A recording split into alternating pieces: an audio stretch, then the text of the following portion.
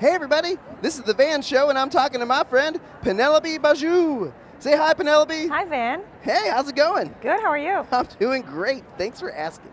So we want to know a little bit about you. So first of all, where are you from? I'm originally from France, Ooh. and I live in New York. Oh wow, Yeah. that's big. So what do you love about New York?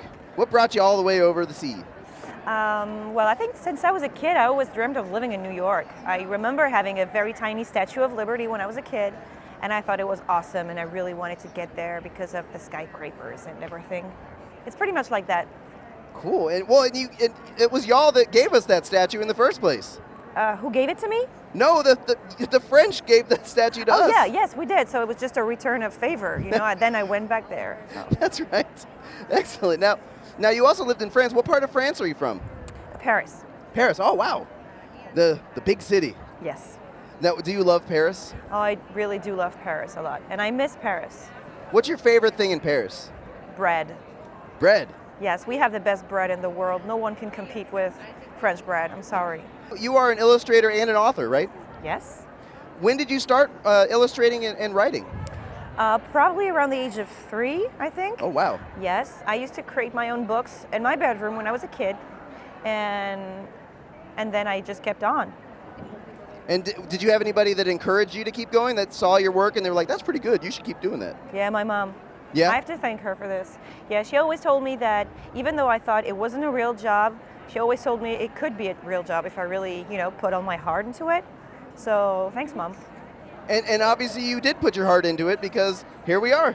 Yeah, what she didn't tell me was that it was also like hours and hours of hard work. Well, but mostly the heart and then the work, but yeah, it worked. most good things are, especially with art, takes a lot of time, a lot of heart, and a lot of dedication. Yeah, but it's also a lot of fun, so it's worth it. Awesome. So you've had a few different writing jobs in your life. Do you have one that's like your favorite? And what was the first book that you wrote? It was a book called Exquisite Corpse. That was my first long story.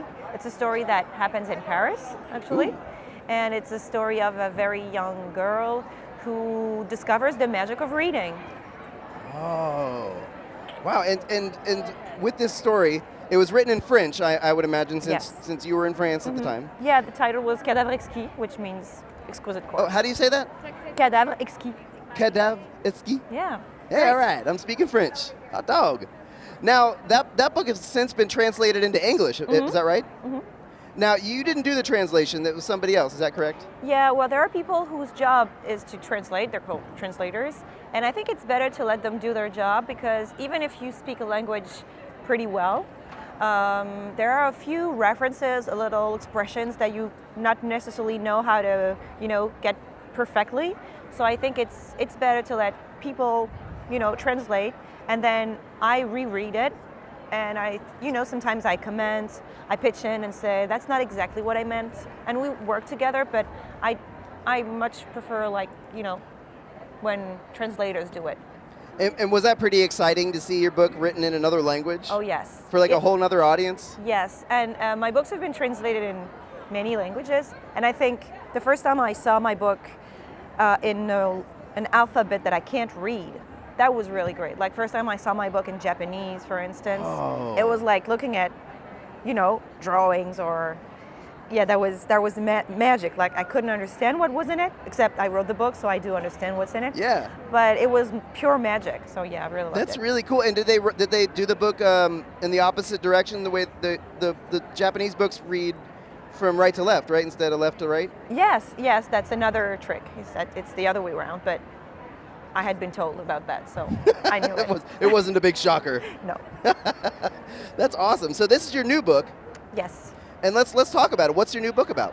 So it's called Brazen, Rebel Ladies Who Rocked the World.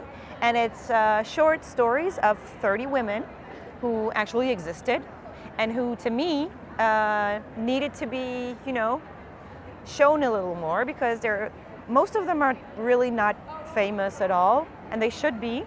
So it's my tribute to these women who did many things in history in the past, and some of them are alive today, some of them are teenagers who still live today, and it's comics.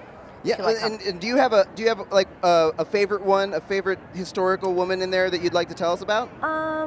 Yeah, there's okay, because I'm seeing her. There's this journalist. Her name is Nellie Bly. Ooh. And when she was very young, she read in a newspaper that girls shouldn't be allowed to work or to go to school and they should stay home.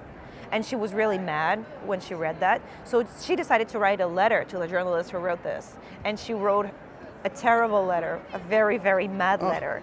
And so the journalist, instead of just answering, he offered her a job in the newspaper. And she started writing about tons of things. And then she made a trip around the world in a balloon. And she did crazy things like that. She was an amazing woman. Just like the book. Yeah. The Around the World in 80 Days. Yeah, and actually she met Jules Verne, who wrote the book, and he told her, he congratulated her, and he said, you went even faster than the character in my book. Plus, you really did it. So he congratulated her. That's awesome. Wow, Yeah. very cool. Now, most of your books have a female lead. Mm-hmm. Did you have any female characters when you were a child that influenced you or were inspiring to you?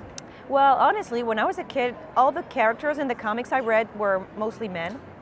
And that kind of made me sad. And I thought, I'm sure that, female characters can also be cool. And when I grow up, if ever I make books, I'll make sure that all my cool characters are women. So there you are. Ta-da! You made it happen. So you noticed there was a hole and you filled it. You found the... I'm trying to. Yeah, that's amazing. And now I read in an article that DW described your books as girly comics, like that you created this genre of girly comics. Do you have anything to say? What girly comics are, or how you feel about that?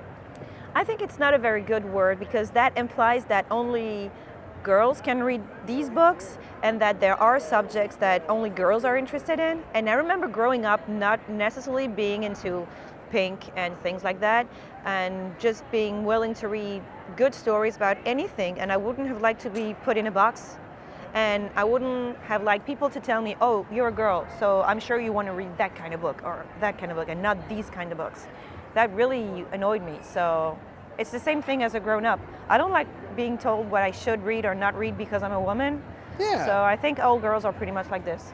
Yeah, well, that makes sense.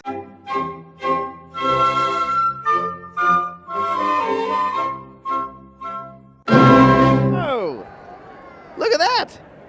That looks great. Yeah. Bye-bye. Goodbye.